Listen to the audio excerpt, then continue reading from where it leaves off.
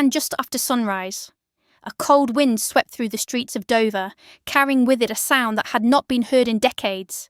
The sound of a nation waking up angry. By 9 a.m., over 115,000 people had gathered outside dozens of government-funded migrant hotels across Britain. Men, women, veterans and families with children. Waving flags, holding banners, their faces lit not by hatred but by something far older. Frustration. The chants grew louder with every passing hour. Enough is enough. Send them home. Britain first. Words that once belonged to the margins now roared from the heart of the country. Police lines were stretched thin. Riot vans surrounded the hotels, but the crowd kept growing. From Dover to Manchester, from London to Leeds. Every region, every town seemed to pulse with the same fire. For the first time, the establishment could no longer pretend it wasn't happening. Inside one of the hotels, curtains stayed closed. Security guards whispered into radios. The air smelled of fear and tension. Out on the pavement, an older man held up a photo of his son, a soldier lost in Afghanistan, and shouted toward the building, "We fought for this country, and now they say we're the problem." The crowd answered him with thunderous applause. By midday, major roads were blocked, trains delayed, helicopters circling overhead. The BBC tried to downplay the numbers, calling it a few thousand protesters. But live streams told a different story. Aerial shots of entire streets, swallowed by people, chanting in unison. "Whose streets?" one voice cried. "Our streets," came the reply. It wasn't about race, many insisted. It was about fairness, about feeling silenced, ignored, and betrayed by leaders who promised control, but delivered chaos. At Westminster, the Prime Minister's team met in panic. Advisers argued over whether to call in the military. One official reportedly warned, "If we send troops into this, it'll look like civil war." But outside, that war already felt real. In Birmingham, protesters surrounded a hotel guarded by over 200 police officers. Fireworks were thrown, windows shattered. Officers raised their shields, but the surge of people was unstoppable, a sea of fury that no line could hold. "Stand down!" someone shouted from the loudspeaker. But the crowd didn't hear, or didn't care. They had heard excuses for years. Rising costs, endless housing shortages, taxes through the roof. And yet hundreds of millions spent to house migrants in luxury hotels. Now, it felt like the breaking point. By 2 p.m, the chant had shifted. No longer just anger, it had rhythm. "Take back Britain!" It echoed down every street, carried by the cold November air. A young mother, tears in her eyes, clutched her child and said to a reporter, "I'm not a racist. I just can't afford my rent anymore. And my government is paying for strangers to stay in hotels." Behind her, a line of police vans flashed blue lights against Union Jacks fluttering in the wind. In central London, Trafalgar Square became a sea of flags. The crowd there was estimated at 60,000 alone. Veterans on the steps of Nelson's Column, builders, teachers, pensioners all chanting together. Overhead, Big Ben stood silent, its face cold and unmoved, watching history repeat itself. For decades, politicians ignored the quiet anger building beneath the surface. Now it was no longer quiet.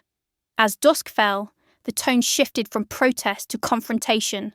Bottles thrown, flares lit. The smell of smoke rolled through the streets. Protesters began marching toward Parliament, shouting the words that had become the heartbeat of the movement. "Take back control!" Police formed barriers across Westminster Bridge. The crowd pressed forward. Shields clashed, horses reared, sirens screamed. One officer, overwhelmed and bleeding from the forehead, stumbled back shouting, "We've lost control!" The footage went viral within minutes. By nightfall, the entire nation was watching, not through polished news broadcasts, but through raw live feeds from phones. Millions tuned in. Hashtags exploded across social media. Britain erupts. And send them back. Stand for Britain. The Prime Minister appeared briefly on television, calling for calm, his voice shaking. He insisted that Britain must remain compassionate. But outside his window, thousands were chanting his name, not with respect, but with rage. "Storm her out! Storm her out!" echoed through Whitehall. In Manchester, protesters broke through hotel fences, waving flags as police sirens wailed. Inside, terrified staff locked doors as crowds surrounded the building, chanting, "No more!" Meanwhile, in Kent, fishermen blocked roads leading to migrant processing centres. They set up barricades made from old nets and crates, declaring the coastline closed. For many, it wasn't just about migrants anymore. It was about everything: taxes, crime, censorship, freedom. A collective scream against the entire system. As one elderly woman told a reporter, "They called us silent majority.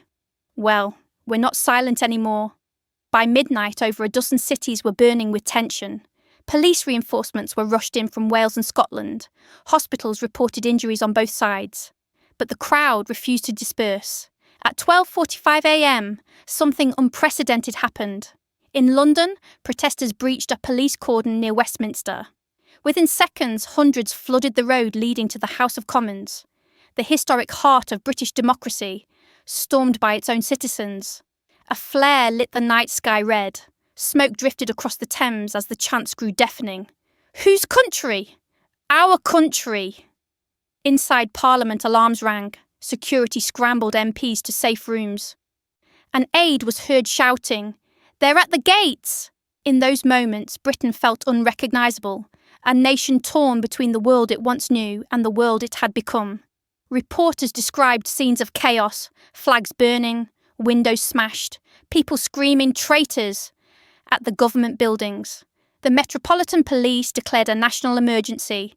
By 2 a.m, reinforcements finally regained control, pushing protesters back with batons and tear gas. But the damage was done, not just to property, but to the country's soul. The morning headlines would call it the night Britain broke. But for many, it wasn't a night of breaking. It was a night of awakening. For years, they'd watched promises fade, communities vanish, and their voices drowned out by media spin. Now, standing shoulder to shoulder in the cold November dark, they felt something return: pride, power, defiance. A nation divided had finally spoken with one voice, even if that voice came in fury. At 3 a.m, the last protesters were cleared from Westminster Bridge. Broken glass glittered under the streetlights like tiny shards of memory. Sirens still echoed through empty streets. Somewhere in Downing Street, the Prime Minister sat alone, staring at the live footage on screen. The image of thousands marching, shouting his name, demanding his resignation. He whispered to an aide, "If this is democracy, it's slipping away." But outside, in every town square and street corner, another whisper grew louder, one that could no longer be ignored. "This is our home. This is our fight. This is Britain." And as dawn returned over a battered London skyline, the world watched a nation that once prided itself on calm order, now trembling at the edge of something new. Something raw, unpredictable, and unstoppable. Because this wasn't just a protest, it was a warning, a signal that the people who built this country, who paid its taxes, fought its wars, and kept its streets alive, had finally reached their limit. And when Britain's patience ends, history has always shown what comes next. The question now isn't whether the government can restore control, it's whether it ever truly had it. Because tonight, the streets spoke louder than Parliament, and Britain, old, proud, furious Britain, has awoken once again.